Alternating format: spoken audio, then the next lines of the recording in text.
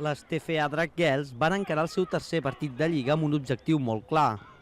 Després de les millores en defensa, s'havia d'aconseguir fer almenys una anotació.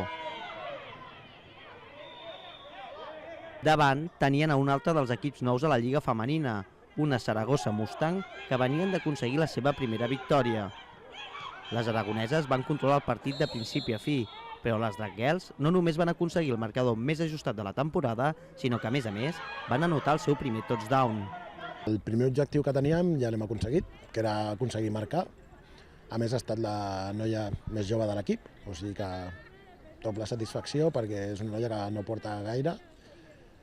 I bueno, totes tenen moltes ganes i els hi faltava això, els hi faltava algo que els hi donés més vidilla.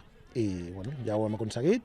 Ara el que els he dit, l'objectiu més fàcil, per dir-ho d'alguna manera, era aquest, que era aconseguir marcar.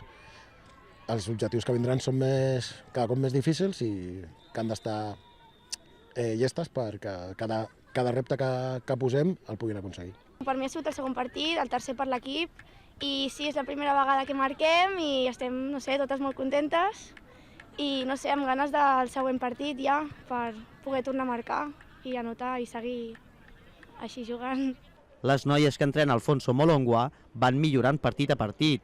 El proper rival seran les Rookies de Barberà, que visitaran Badalona aquest proper diumenge.